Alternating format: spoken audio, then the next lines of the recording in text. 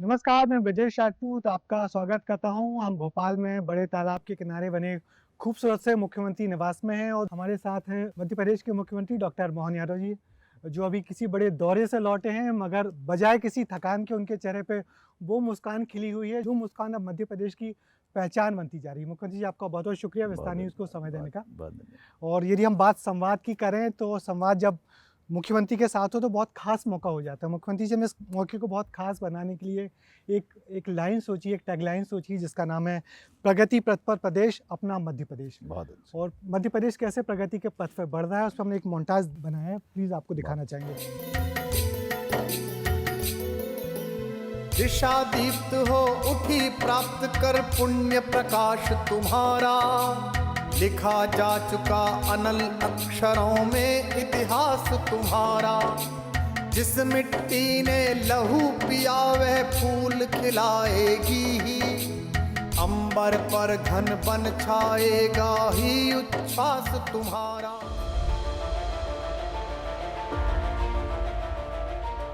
साथियों, मध्य प्रदेश देश का पहला राज्य बना है जहां नदियों को जोड़ने के महाअभियान के तहत 2 परियोजनाएं शुरू हो गई। हमारी सरकार प्रयास कर रही कि हर कोई व्यक्ति जो अपनी डिग्री पूरी करके निकले, हमारा प्रयास है उनकी क्षमता योग्यता से उनको प्रदेश में ही काम मिल जाए। 4 लाख करोड़ से ज्यादा के निवेश के प्रस्ताव अब हमारे पास आ चुके हैं और 3 लाख से ज्यादा युवाओं को रोजगार के अवसर इसमें मिलेंगे। उम्मीद करेंगे आने वाले समय में मध्य प्रदेश एक अलग प्रकार से पहचान बनाएगा, जो सभी प्रकार से खासकर आर्थिक रूप से सुदृढ़ एक भूमिका में आएगा।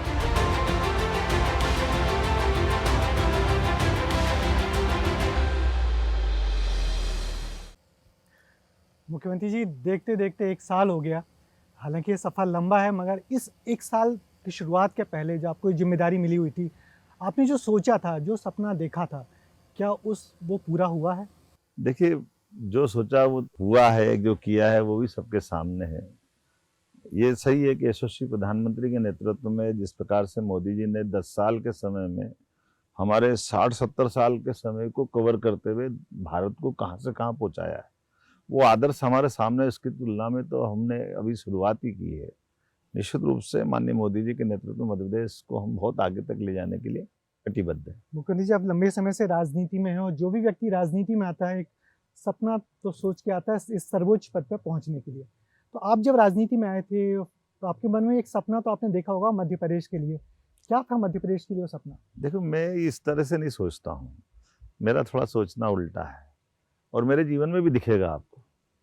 मैं 2003 में टिकट पाता हूँ, टिकट छोड़ देता हूँ, कोई बात नहीं, लेकिन प्राधिकरण अध्यक्ष बनता हूँ। प्राधिकरण अध्यक्ष में कई सारे पुरस्कार देश में भी जीतता हूँ, विदेश में भी जाके जीतता हूँ। 2007 में मैं शिकागो अमेरिका से पुरस्कार लेकर के आया। जब टूरिज्म का चेयरमैन बना तो टूरिज्म में हमने बहुत पुरस्कार जीते, महामहिम राष्ट्रपति से, और आगे बढ़े।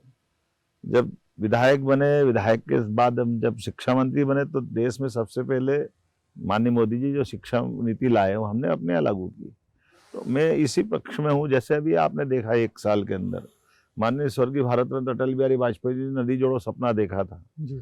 और 20 साल से हमारा राजस्थान से नदी विवाद चल रहा है बिना बात के।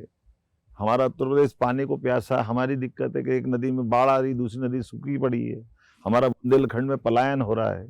तो भगवान की दया से दोनों नदी जोड़ो अभियान माननीय प्रधानमंत्री जी के नेतृत्व में हमने लागू कर दिए। तो ये ऐसे केवल एक नहीं, ऐसे कई मैं उदाहरण बता सकता हूँ, तो समय की कमी पड़ जाएगी। तो अभी करने के लिए, दिखने के लिए काफ़ी है, लेकिन मुझे लगता है करने के लिए बहुत गुंजाइश है। अभी तो बहुत थोड़ा सा है। आप बताओ, 30 साल से हुकूमचंद मिल के गरीबों का पैसा उनके हक का नहीं मिल पा रहा था, हमने उसको कोशिश की, फटाफट माननीय प्रधानमंत्री जी से लोकार्पित करा। पूरे प्रदेश के अंदर किसी भी गरीब का कोई फैक्ट्री में अगर पैसा है, सरकार चुकाएगी उसको। सरकार की गारंटी पे उद्योग खड़े हुए थे। हमने धारा बदली, संवेदनशीलता प्रारंभ की। हमने 55 पीएम एक्सीलेंस कॉलेज चालू किए, जो शिक्षा नीति के परिप्रेक्ष्य में 3 विश्वविद्यालय 1 साल के अंदर चालू कर देना, ये बहुत कम समय के अंदर, केवल हमारे यहाँ नहीं, 3 महीने के अंदर तो हमने जो चालू महाविद्यालय थे उसी को विश्वविद्यालय में बदल दिया और कहा था कि जुलाई की नए सत्र में विश्वविद्यालय अपने कार्य रूप में आ जाएंगे। वो आपके सामने है।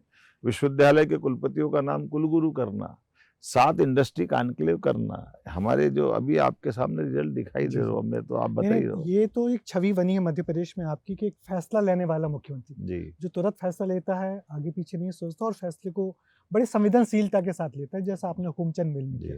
मुख्यमंत्री जी, हमारे साथी लोग भी आपसे सवाल पूछने को जी, बेताब हैं। जी, अंचल जी। शुक्ला है हमारे ब्यूरो चीफ है, जी, ये आपसे कुछ पूछना चाहेंगे। जी, जी। मुख्यमंत्री जी, मेरा सवाल यही है कि अभी तक मध्य प्रदेश में 4,17,000 करोड़ रुपए से ज्यादा का लगभग निवेश प्राप्त हुआ है। इतना बड़ा निवेश कैसे प्लान किया या कोई फिगर आउट भी किया है कि इतना निवेश लाना है मध्य प्रदेश में?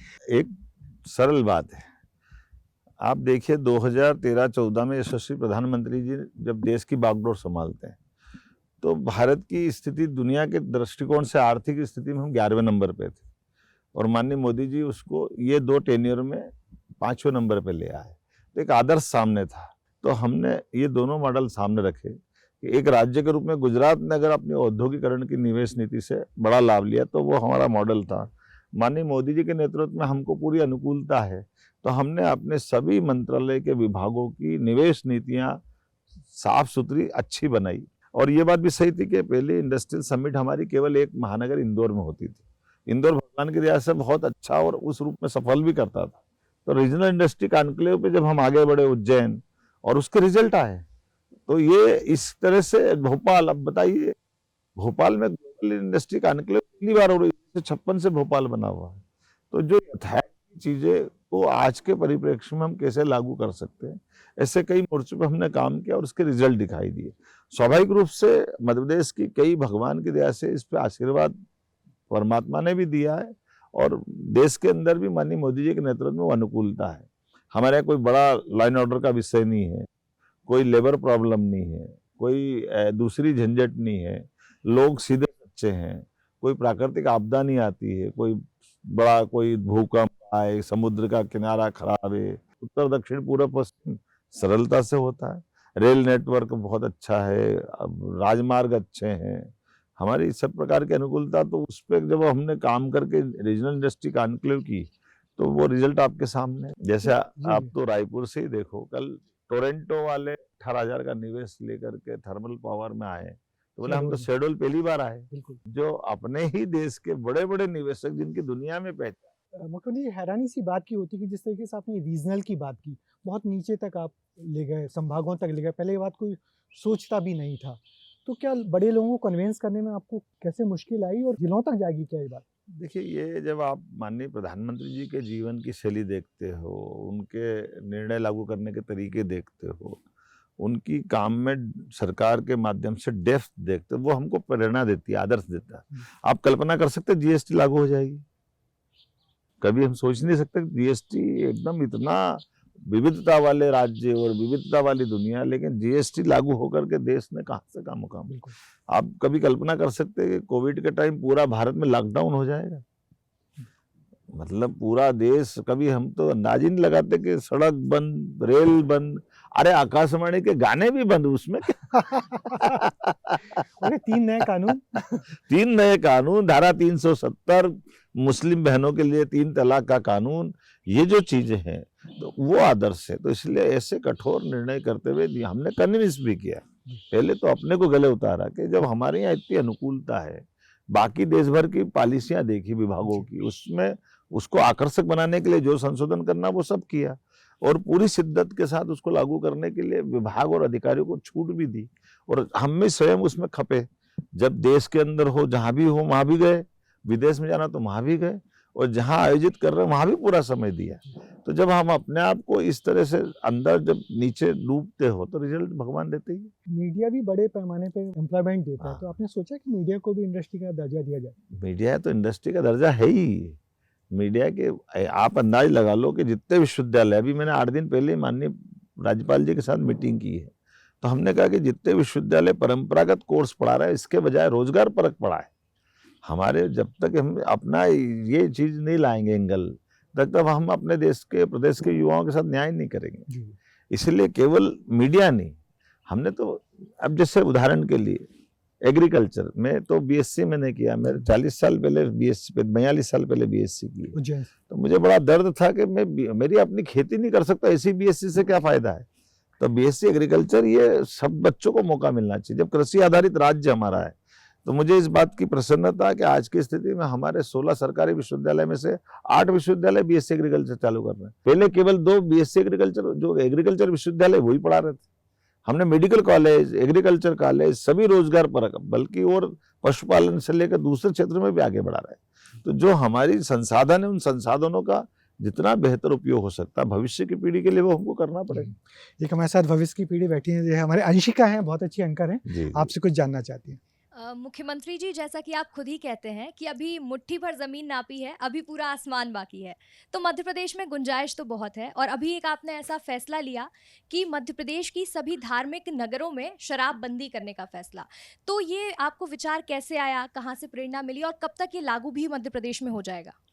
देखिए, ये बहुत सरल बात है। आप बताइए, हमारे यशस्वी प्रधानमंत्री के नेतृत्व में धार्मिक पर्यटन को लेकर पूरे देश में एक अलग माहौल बना है। और मध्य प्रदेश वो जगह है जहाँ पर महाकाल लोक के बनने के बाद आज पूरे देश का सबसे ज़्यादा धार्मिक पर्यटन का केंद्र अगर बना तो उज्जैन बना। एक साल में 7 करोड़ लोग अगर दर्शन करने आ रहे हैं तो हमको ये बात भी देखना पड़ेगी कि धार्मिकता में हमारा समाज में भी वो सारी व्यवस्था रहे जिसके आधार पर समाज का दृष्टिकोण ठीक रहे। इसलिए मैं खुले में मांस वो हमने रोका, धार्मिक दृष्टि से है। लेकिन ये बात सही कि जीवन नर्क बनाने में मदिरा वाला मामला भी आता है, ये शराब की दुकानें। तो अभी हम चरणबद्ध चल रहे हैं कि हमारे धार्मिक जितने 17-18 शहर है उन सब दूर हम दारू की दुकानें बंद कराएंगे। और उसमें सबसे बड़ी बात यही है कि हमारे देश के अंदर और प्रदेश के अंदर दोनों में इस बात को अप्रिशिएट भी कर रहे हैं कि हमारी बहनें मेहनत करती है और भाई दारू पी के घर बर्बाद कर देते हैं, बहुत कष्ट होता बच्चों के आगे, दूसरी झंझटें होती है।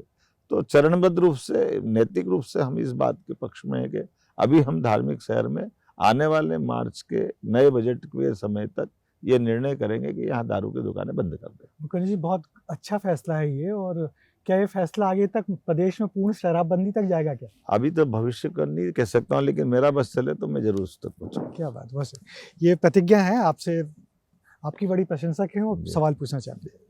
आप हमेशा प्रदेश की प्रगति की बात करते हैं, विकास की बात करते हैं। हमने देखा कि अब सीधे फ्लाइट जो है वो प्रयागराज तक जा रही है, लेकिन जो सुदूर अंचल के लोग हैं उनके लिए जो यातायात व्यवस्था है वो सुगम अभी तक नहीं हो पाई है। कहीं ना कहीं थोड़ी दिक्कत है उन लोगों को, तो देखिए, उनके लिए कैसे सुगम आप हो जानकारी निकालिएगा। मैं जब से मैं मुख्यमंत्री बना मेरे मन में भी पीड़ा थी कि हमारे गांव, मजरे, टोले, रूरल के एरिए, यहाँ आवागमन में लोग ट्राली पे जा रहे हैं, ट्राली पलट जाती, 20-20 लोग मरते घायल होते हैं। मोटरसाइकिल पे बच्चे, 2 बच्चे, 3 बच्चे, परिवार पूरा बैठा है क्योंकि वाहन साधन नहीं है। तो हमको यातायात का परिवहन सुविधा देनी ही पड़ेगी। और हमने ये निर्णय किया है कि 2025 में ही हम वापस परिवहन व्यवस्था स्थापित करेंगे, जिसके आधार पर सुगमता के साथ, क्योंकि जब हमारी सड़कें अच्छी बन गई, बिजली हमने दे दी, औद्योगिकरण की बात हम जब कर रहे हैं, सभी प्रकार से अनुकूलता की बात कर रहे हैं, तो सरकार अपनी इस परिवहन सेवा से कैसे मुंह मोड़ सकती है? निश्चित रूप से हम देने वाले हैं। मुखर्जी, मध्य प्रदेश में जो सड़कों का जाल बिछा है और बहुत अच्छी सड़कें अब सभी जगह पर हो गई हैं, वरना मध्य प्रदेश पहले सड़कों के लिए बदनाम था, तो इससे क्या विकास की गति बढ़ी है? क्यों नहीं, आप बताइए ना। आवागमन से लेके इंडस्ट्रियलाइजेशन की बात कर रहे हैं या हेल्थ है, एजुकेशन है, ये मूलभूत चीजें हैं। इंफ्रास्ट्रक्चर में अब आवागमन में सड़क का अगर भूमिका नहीं है तो फिर किसकी रहेगी? सड़क, बिजली, पानी, लाइन ऑर्डर, ये सब चीजें तो बाहर के उद्योगपति ये देख के भी आ रहे हैं कि मध्य प्रदेश की सड़कें बहुत भाई, अगर माल बना करके कच्चा माल लाना और प्रोडक्ट भेजना है तो सड़क पे तो उनकी जरूरत लगेगी सही। इसलिए हम तो इससे आगे की सोच रहे हैं।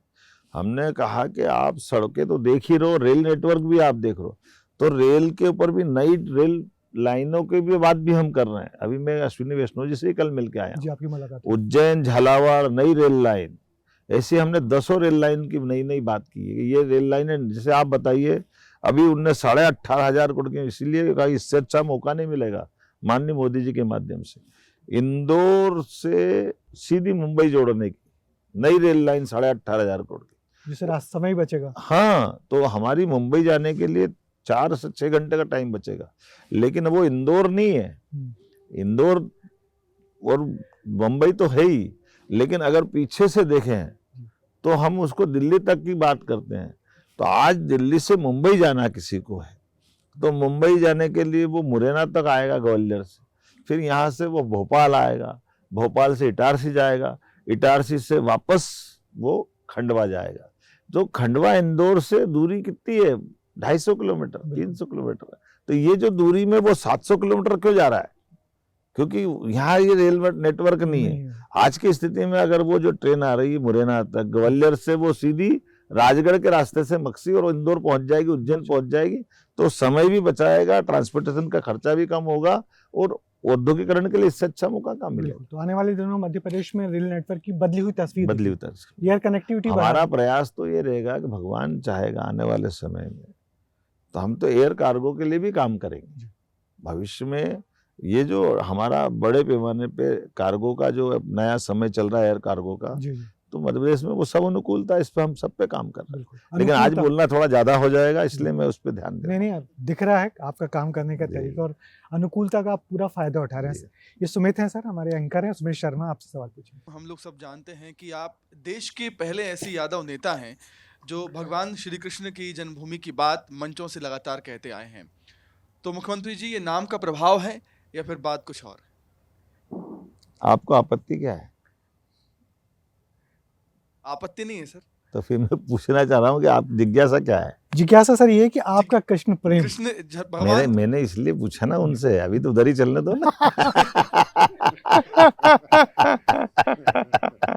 मैं अगर भगवान राम और भगवान कृष्ण की बात भारत में करता हूँ, मध्य प्रदेश में करता हूँ, तो उसको जाति से क्यों देखना?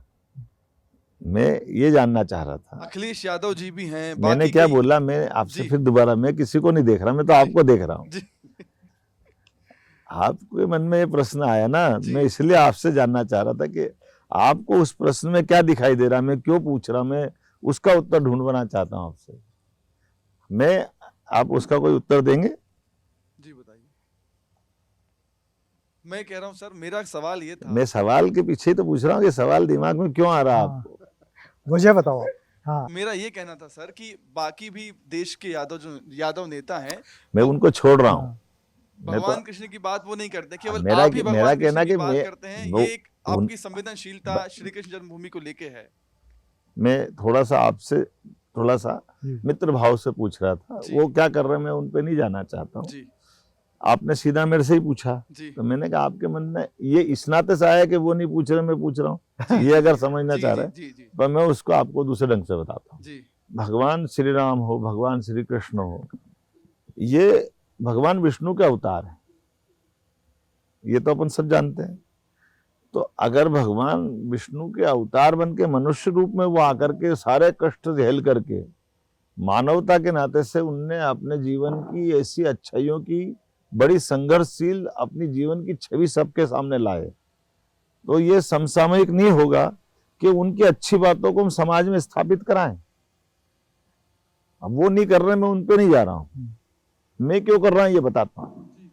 हमारा इतना कहना है कि भगवान कृष्ण मूल रूप से कंस को मारने के समय का घटनाक्रम याद करो, वो तो गोकुल वृंदावन से आए थे, मथुरा में आकर के घटनाक्रम में कंस को मार देते हैं। अच्छी बात है, एक सत्ता परिवर्तन कर दिया, लेकिन दुनिया का पहला सत्ता परिवर्तन हुआ जब भगवान कृष्ण ने कुर्सी पे नहीं बैठे, उन्हें एक तरह से लोकतंत्र की स्थापना की। सीट उनने उग्रसेन महाराज को दी है और शिक्षा की महत्ता के आधार पर वो मध्य प्रदेश आते हैं। तो आज के युवाओं को शिक्षा की महत्ता के लिए भगवान कृष्ण का ये उदाहरण नहीं बताना पड़ेगा। बिल्कुल यही मैं जानना चाह रहा था सर। मैं भी यही तो मैंने बोला ना, मैं उनके इस पक्ष को ही समाज में लाना चाहता हूँ कि हमारे लिए केवल हम पूजा पाठ कर्मकांड पे मत रुको, उनके जीवन की अच्छी बातों को स्थापित करके उधर लाओ जिसके कारण से समाज को प्रेरणा मिलेगी। तो सरकार के मुखिया होने के नाते से मैं ऐसे पक्षों पे काम कर रहा हूँ जिस पक्ष से आपके सबके बीच में जाता है। जैसे एक प्रश्न और खड़ा होता है, आपसे ही मैं पूछता हूँ, भगवान कृष्ण के बाल्यकाल में यशोदा माँ नंद बाबा के यहाँ गौमाताएं कितनी होगी? एक दो थी क्या? नहीं, ढेर सारी। ढेर सारी थी ना। जी, अनगिनत। तो वो माखन क्यों छुड़ा रही उनसे? हम भगवान को क्या कहते हैं माखन के संदर्भ में? माखन चोर। क्या बोलते हैं? माइक से बताओ। माखन चोर, माखन चोर। आप मेरे को एक उत्तर दो इस बात का, जिसके घर में इतनी सारी गाय और एक बच्चा कितना खाएगा? वो गाय का माखन के संबंध में वो गाली खा रहा है। आपको प्रश्न आया ध्यान में कि नहीं आया? हाँ। जहां हजारों गायों की संख्या है, हजारों लीटर दूध है, टनों से मक्खन होगा, उसको मुट्ठी दो मुट्ठी में क्या फर्क पड़ रहा है? क्यों गाली खा रहे हैं वो? मन में प्रश्न आता है कि नहीं आता? तो इसके पीछे हमको विचार करना पड़ेगा। आप कल्पना करो, एक ऐसा बच्चा जो घर से, अभी तो उसके दूध का भी समय खत्म नहीं हुआ, तो पूतना मारने आ जाती है। किसी बच्चे को घर से बड़ा नहीं हुआ और बच्चे को मालूम ही नहीं और पूतना जहर पिलाने आ गई, वो अच्छा भगवान ने उसको मार दिया, कोई बात नहीं, वो तो होश नहीं आया, समझ नहीं आया। इसके बाद बकासुर आता है, धेनासुर आता है, कोई कोई बहाने बना करके भगवान कृष्ण को मारने आते। तो वो यशोदा मैया से पूछता तो होगा बच्चा कि माँ ये कौन है जिसको मैंने मारा? तो माँ क्या बोलेगी? भाई लल्ला तू अंदर जा, ये कंस के भेजे दुश्मन है। अब छोटे बच्चे के दिमाग में आ गया कोई कंस है, खटकने लगा उसको। अब कंस के बारे में उसके मन में क्या आ गया कि वो मेरा दुश्मन है। एक आ गया उसको मार दिया, दूसरा आ गया उसको मार गया, तो ये रोज मार रहे हैं। ये तो अपनी घटना हो रही। और जब रोज मक्खन बन करके मटके भर भर के जा रहा है, तो बच्चा पूछता है कहाँ जा रहा है? तो कंस के पास जा रहा है। कहाँ जा रहा है? अब बच्चे के मन में दुविधा हो गई, ये अच्छा नाटक है, वो हमको जान से मार रहा है, हम उसको क्या दे रहे हैं? तो बच्चा क्या करेगा? नहीं मैं नहीं दूंगा, नहीं जाने दूंगा। अब घर के बड़े तो डर रहे हैं ना कि ये तू कहाँ बच्चे चक्कर में पड़ा, कंस बहुत बड़ा आदमी है, वो अपने को सबको बंद कर देगा, पुलिस भेज देगा आज के संदर्भ में, वो मारेगा, तो वहां मत रोक चक्कर में। तो ये कहता नहीं मैं बिगाड़ दूंगा, ढोल दूंगा, मटकी फोड़ दूंगा। बच्चा तो यही करेगा ना। तो वो तो आक्रोश है ना उसका उस पूरी घटना के प्रति। फिर वो अपने दोस्तों से पूछता है, तो दोस्त कहते मेरे यहाँ से भी जा रहा है। अरे यार बोले अपने माँ बाप डरते हैं, नंद बाबा यशोदा मैया डरते होंगे, अपन तो नहीं डरते। तुम मेरे यहाँ आ जाओ, मैं बिगाड़ दूंगा, तुम्हारे यहाँ की मैं बिगाड़ता हूँ।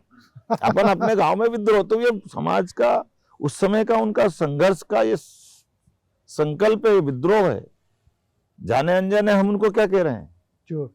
क्या कह रहे हैं? माखन चोर। अब मेरे को बताओ, आप बोल सकते? मैं बता रहा हूँ इतनी बात में। तो हमको ये अच्छी बात, सच्ची बात सबके बीच में लाना पड़ेगी कि लाना पड़ेगी? बिल्कुल सही बात। तो ये जो ऐसे जो कई सारी चीजों को मिथक बना दिए गए, जो सही बात से हमारा ध्यान भटकाते, हमको उस पर काम करेंगे तो गलत है क्या? तो मैं एज ए मुख्यमंत्री इस बात को मेरे मन में प्रश्न आता और मैं उत्तर देता हूं, तो गलत तो नहीं करता हूं। आज आपने एक नारा और दिया, गीता गंगा गौशाला। गीता गंगा गौ माता, गौ कौन माता। हमारे भाग्य विधाता? कौन है? मैंने ये भी एक नया है। और हाँ बताइए ना। गीता की बात करता हूं, गीता जयंती मनवाता हूं। आप बताइए, गीता कोई बाहर से आता है, आप कभी गूगल सर्च इंजन पे आप जाइए, दुनिया में सबसे ज्यादा जानी जाने वाली पुस्तक की अगर आप सूची में लाओगे तो गीता है। तो गीता पे ठहराते हैं। तो जब गीता को इतने लोग पढ़ना चाहते हैं, जानना चाहते हैं, और आप आइंस्टीन से लेकर के सारे बड़े बड़े वैज्ञानिकों, किसने बनाया परमाणु बम? आइवन होइजर, उसने ही बनाया। जब उसने विस्फोट करके लोग मारे गए तो वो पगला गया कि मैंने पाप कर दिया, कितने लोग मर गए, ऐसा मैंने कौन सा आविष्कार कर दिया। तो उसको अपनी आप पे ग्लानि हो गई। अर्ध विक्षिप्त अवस्था में अपने किसी जानकारों के पास गया, तो उसने कहा एक काम करो, तुम्हारे प्रश्न का उत्तर तुम्हारे लिए और कहीं नहीं है, तुम संस्कृत सीखो और गीता पढ़ो। जब उसने गीता पढ़ी तो मार्ग मिला उसको कि ये हम कर्मवाद के सिद्धांत पे, हमारे हाथ में परमात्मा ने जो यश दिया है, उस यश को हम अपनी भूमिका में निभा करके संतुष्टि करें। तो पवित्र गीता इतनी पवित्र ग्रंथ है। और हमारा और सौभाग्य, आप कल्पना करो, भगवान शिक्षा ग्रहण करने नहीं आते, तो ये शिक्षा की नगरी से गीता वहां तक पहुंचती क्या दुनिया तक? तो ऐसे में अगर मैं कहता हूँ गीता, गंगा, अब मैं नदी जोड़ों की बात कर रहा हूँ, केन बेतवा, पार्वती, काली, सिंध, चंबल, छिपरा जी, कान्ह नदी की, उज्जैन की, तो ये गंगा की सहायक नदियां तो है सब। आपको मालूम गंगा कैसे जुड़ रही है? छिपरा में जाती गंभीर, गंभीर जाती चंबल में, चंबल जाती यमुना में, यमुना जाती गंगा में। तो गंगा बेसन की तो बात है, तो गंगा जी की बात करके क्या गलत कर रहा हूँ? सही तो कह रहा हूँ। तो आज आपने किसी को अगर गंगा जी में गंगा सागर जल चढ़ाना है तो आप छिपरा जी में चढ़ा दो, घूमते घूमते पहुंच जाएगा। अब कांग्रेस आपके ये आरोप लगाती है कि हमारे मुख्यमंत्री जी धार्मिक बातें ज्यादा करते हैं, मजा आता है। तो उनको अधार्मिक बात में क्यों आनंद आता है? ये वो बताए। उनको अधर्म में मजा आता है क्या? पूरा कांग्रेस का फ्लीट 27 तारीख को मऊ आ रहा है संविधान बचाओ यात्रा में निकालने को लेके, क्या नई राजनीति है? अब मैं तो ये कहाँ पहुंच गया मामला समझ में नहीं आ रहा है। जब अंबेडकर जी जीवन में नेहरू जी के सामने चुनाव लड़ने गए तब नेहरू जी ने अपमान किया। उनकी पार्टी में कुल 2 सीट जीती, एक जगह उपचुनाव होकर के नेहरू जी के सामने वो लोकसभा माना जाए, नेहरू जी ने उपचुनाव भी हरवा दिया। बल्कि जो चुनाव जीता उनको नेहरू जी ने पद्म विभूषण दिया एक चुनाव जीतने पे। तो इतनी नफरत क्यों करते थे वो नेहरू जी अंबेडकर जी से? उनको मनपसंद मंत्रालय नहीं दिया, उनके जीवन में कष्ट ही कष्ट दिए। उस समय की छोड़ो, उनके शरीर छोड़ने के बाद भी उनको भारत रत्न दिया। हमारी पार्टी ने भारत रत्न दिया। महू का स्थान, जन्म स्थान, नेहरू जी कभी नहीं आए, सोनिया जी कभी नहीं गई, इंदिरा जी कभी नहीं गई, अब आ रहे हैं। तो प्रधानमंत्री रहते कभी नहीं आए। अब जब सब लुटे, अब कुछ सब कुछ लुट गए, होश में आए तो क्या आए? सरकार बनाने के लिए आए। सब कुछ लुटा के होश में आए तो क्या आए? सर अंचल जी एक सवाल और पूछेंगे आपसे। मुख्यमंत्री जी, प्रधानमंत्री जी का किसी न किसी बहाने, चाहे लोकार्पण हो, शिलान्यास हो, मध्य प्रदेश से हर महीने वो जुड़ रहे हैं लगभग। तो क्या मध्य प्रदेश से कोई खास अनुराग, प्रेम उनका, या आपका विश्वास है वो? देखिए, हमारा विश्वास तो है ही, और हमारा इस बात पे आज एक कोई न कोई राज्य को अपने राज्य के लिए देश के प्रधानमंत्री का आशीर्वाद मिल जाए, ये तो पूरे प्रदेश और देश के लिए सौभाग्य की बात है। और प्रधानमंत्री तो विकास के परिचायक हैं। विकास के सारे मापदंडों पर माननीय मोदी जी की जो दृष्टि है, ये हम सब सौभाग्य के हम उनके इस शासन काल में प्रधानमंत्री रहते हुए हम अपनी राज्य सरकार चला रहे हैं। आप अंदाज लगा सकते हो, केन बेतवा, काली सिंध परियोजना 1,75,000 करोड़ वो दे रहे हैं, हमारा 10% लग रहा है, 90% वो दे रहे हैं। तो हमको इससे बड़ा वरदान कहाँ मिलेगा? जीएसटी के माध्यम से 3.5 लाख करोड़ का हमारा बजट है, और 1.5 लाख करोड़ वो दे रहे हैं। तो और क्या चाहिए? भगवान से मिले। तो प्रधानमंत्री के लिए तो हमारा जितना धन्यवाद उतना कम है। उनके आशीर्वाद से तो पूरा प्रदेश आज कहाँ से कहाँ जा रहा है, और उनके मॉडल पे हम कोशिश कर रहे हैं। मुख्यमंत्री जी, प्रयागराज में कुंभ चल रहा है, आप स्नान करने कब जा रहे हैं, और हमारे ऑफिसर जा रहे हैं कि नहीं? कि मध्य प्रदेश में 28 में मैंने अपने दोनों लेयर के लोगों को पहुंचा दिया है। जिला प्रशासन के लेवल के लोग जाने वाले हैं, ऊपर वाले लोग चले गए हैं, और हमने समानांतर रूप से बहुत अच्छी तैयारी कर दी। ये मध्य प्रदेश का गौरव है। सिंहस्थ 2028 में जब आएगा तो निश्चित रूप से अभी तक के सारे सिंहस्थ में व्यवस्थाओं के लिए और बेहतर रिकॉर्ड बनेंगे। आपने अभी प्लान किया कि नहीं जाने का? आप कब जाएंगे? फरवरी में जाऊँ। अच्छा, अंशिका क्या पूछना चाहती हो? मुख्यमंत्री जी, अब मैं आपसे थोड़ा कुछ पॉलिटिक्स से हटके पूछना चाहती हूँ। मतलब आपकी व्यस्तता तो हम सभी देखते ही हैं, और आप इतने फिट मुख्यमंत्री भी हैं, तो आप अपनी हेल्थ, फिटनेस और फैमिली को कैसे मैनेज कर लेते हैं इतने बिजी शेड्यूल में भी? ये सवाल हम लोगों का भी है कि आप इतने फिट कैसे बने रहते हैं, डंडे तलवार सब चला लेते हैं। आपको योगा करते भी देखा है हमने, बहुत बढ़िया से करते हैं आप। आपका जो मयूरासन था हम लोग ना अच्छी करते हैं सर, तलवारबाजी बहुत अच्छी करते हैं। मैं घुड़सवारी भी करता हूँ। तो ये सवाल सभी का राजनीति की घुड़सवारी तो आपकी अच्छी चली रही है। मैंने एक्चुअल घुड़सवारी करता हूँ। देखिए क्या होता है, व्यक्ति के अपने शरीर के लिए अपनी चिंता करना ही चाहिए। मेरा ऐसा सुझाव है कि हम अच्छे, जैसे माननीय स्वामी विवेकानंद के शब्दों में, स्वस्थ शरीर में ही स्वस्थ मस्तिष्क का वास होता है। तो हमको अपने स्वास्थ्य की चिंता तो करना ही चाहिए, और स्वास्थ्य के लिए परमात्मा की दया से हमारे परिवार में सदैव हमारी माताजी पिताजी के समय से इस चीज़ की वो चिंता करते थे। हमने की है। हमारे बच्चे भी, मेरी बेटी है गायनेकोलॉजिस्ट है, वो बहुत बड़े नदी में तैरती है, उसको अपना बहुत अच्छे से वो बाकी भी खेलती है, तैयारी। मेरे बेटों भी को सभी तरह से, जैसे मैं तलवार चला लेता हूँ, अपने हथियार चलाना, हमारे घर में एक तरह से ये सारी बातों को बच्चे सब समान रूप से अच्छे से साफा बांध लेंगे, अच्छे से धोती बांध लेंगे, प्राचीन परिवेश में बैठेंगे और कोई अहंकार नहीं पालते, इसको सहजता से लेते हैं। तो ये सब चीजें इनको बचाए रखना ये परमात्मा की दया है। और स्वाध्याय भी सब करते हैं, जो किताबी ज्ञान के अलावा भी हमारे लिए उसको किताब से अध्ययन को नहीं जोड़ना चाहिए। इसलिए मैं इस व्यवस्था से जुड़ के अपने लिए इन सारी चीजों का एक मन में भाव रहता है कि आप स्वस्थ भी रहो, मस्त भी रहो और व्यस्त भी रहो। अभी आप योगासन तो करते ही होंगे सुबह, जी। कितना वक्त देते हैं? देखिए, ये एक थोड़ा सा इतना ही है कि जब आप लंबे समय तक करते ही रहते हो तो आपको जैसा समय मिलेगा उतने में, अच्छा समय मिला तो 1.5 घंटे करो, और कम समय मिला तो 50 मिनट, 40 मिनट, 30 मिनट, या सूक्ष्म में 15 मिनट में पूरा कर लो। और ऐसा भी नहीं कि किस समय करो, रात को भी कर सकते हो। कुछ चीजें ऐसी है जो आप कभी भी कर लो। एक बात पे बार बार सवाल उठते हैं कि मध्य प्रदेश की सरकार लगातार कर्ज ले रही है, और खासकर एक योजना के लिए, लाडली बहना योजना, क्या सरकार के लिए बोझ बन रही है क्या? देखिए, ये कमलनाथ जी कह रहे हैं कि वो बंद होने वाली है। ये बंद होने होते होते उनकी पार्टी बंद हो रही है।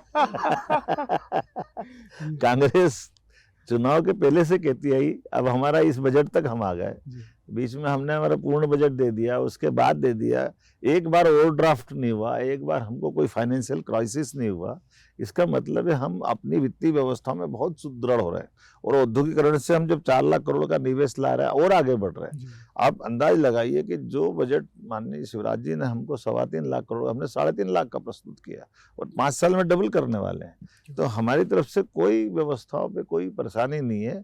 लेकिन ये बात भी सही है कि आज वित्तीय बैलेंस जब भी आप करोगे, जैसे आप आपका मकान बनाने जा रहे हो तो आपको बैंक का फाइनेंस लेना, इसका मतलब ही नहीं आपको पैसा नहीं है। जी।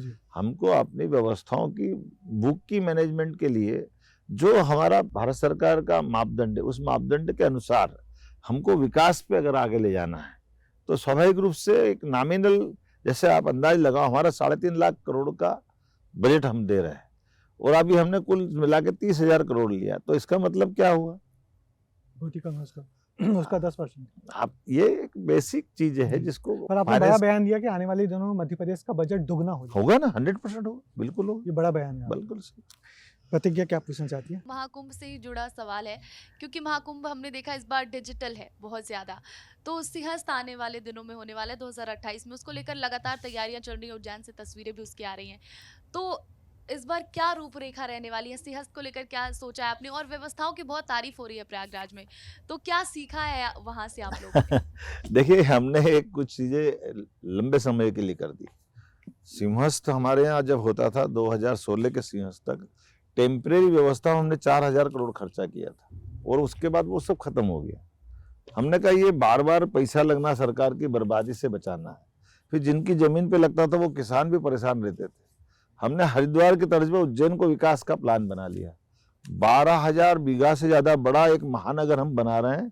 परम पूज्य आचार्य महामंडल साहब दयानंद जी बता रहे थे कि मुझे 2 महीने के लिए मेरे टेंट लगाने में 30 करोड़ रुपए लग गए। कैलाशानंद जी महाराज, निरंजन जी ने अखाड़े वाले आचार्य महामंडलेश्वर ने कहा मेरे 50 करोड़ लग गए।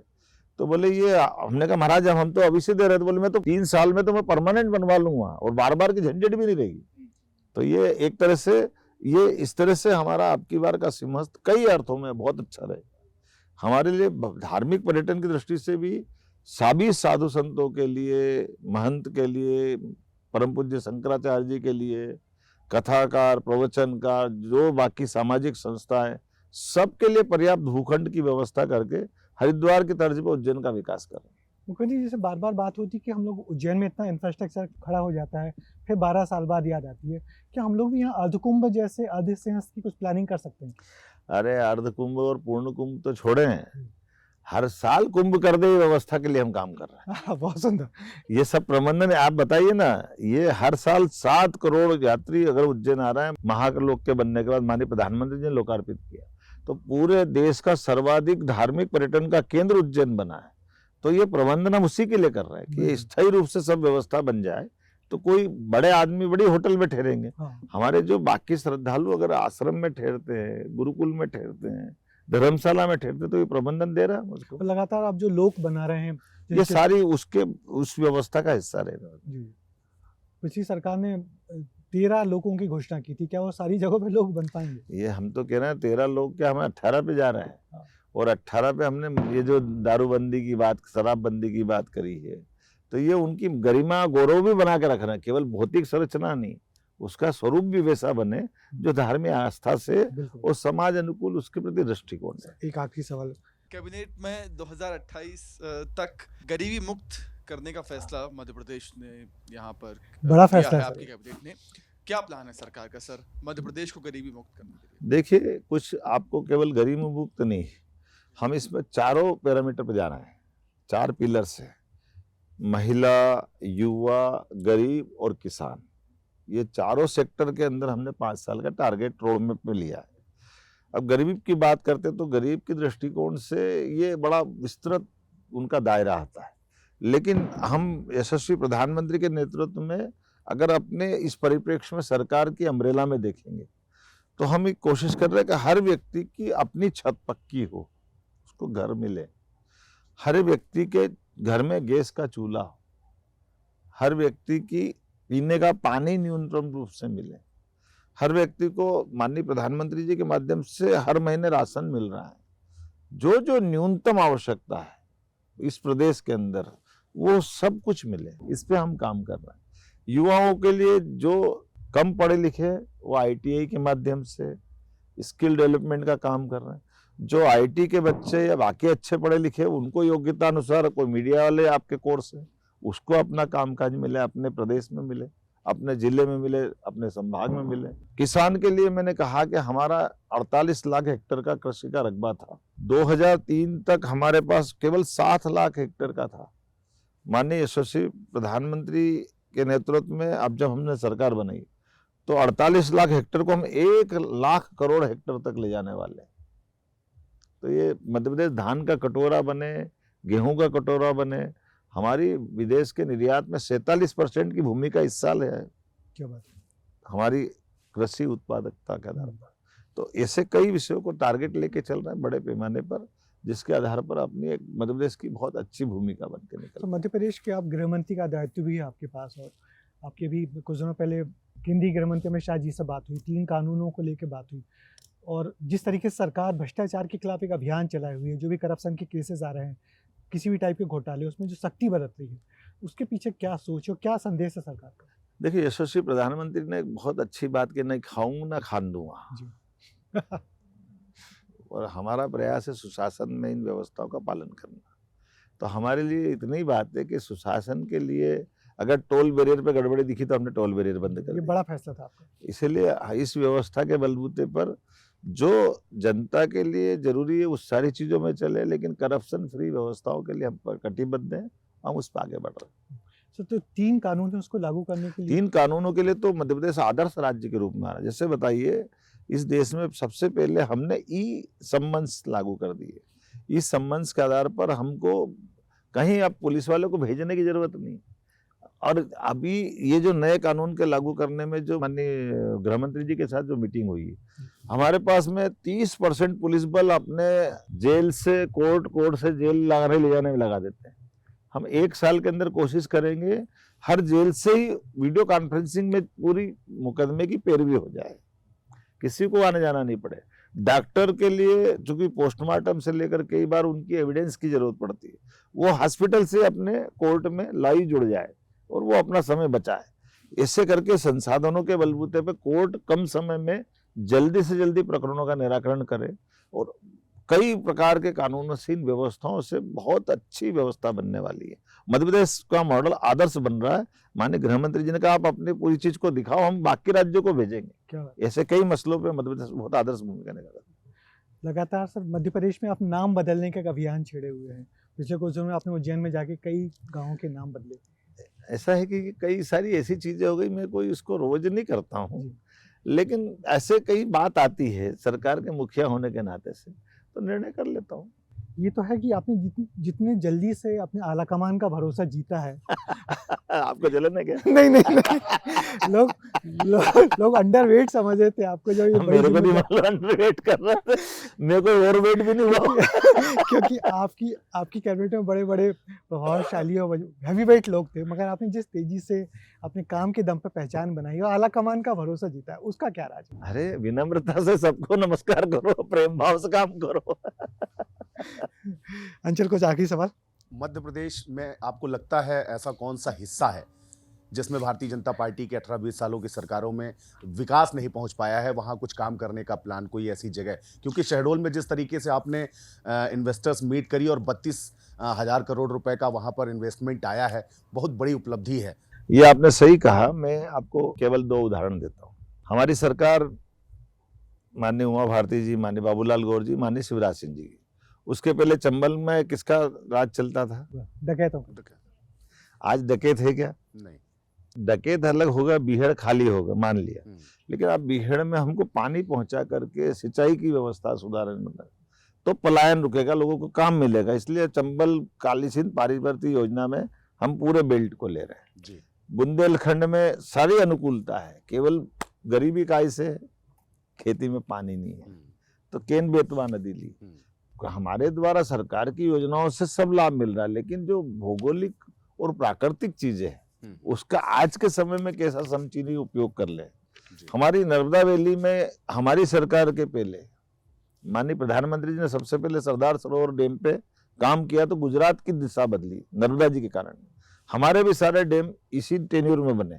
ये कांग्रेस के शासन में 77 से बनते तो 2003 तक मध्यप्रदेश कहाँ चला जाता। तो अतीत की गलतियां जो कांग्रेस ने की, हम उससे सबक लेते हुए लगातार जीवन में लोगों की बेहतरी आए। कोना कोना, एक एक खेत, हर खेत को पानी, हर हाथ को काम, इस भाव पे हम काम कर रहे हैं। कुल मिला के कृषि को जो है तो प्रमुख धंधा बनाने पर आपका पूरा जोर। कृषि भी आईटी से लेकर सभी दक्ष लोगों को जी उनके जीवन में, जिसलिए आईटी पार्क भी बना रहा है जी।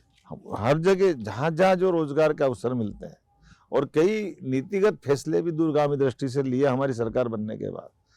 हेल्थ मिनिस्ट्री अलग, हेल्थ एजुकेशन अलग। अरे क्या बात है, हेल्थ एजुकेशन में तो प्रैक्टिकल करने हॉस्पिटल जाना पड़ेगा, तो दोनों विभाग एक कर दो। संभावनाओं पे पूरा काम। भाई हमने संभावना पे नहीं, सुशासन पे। सुशासन।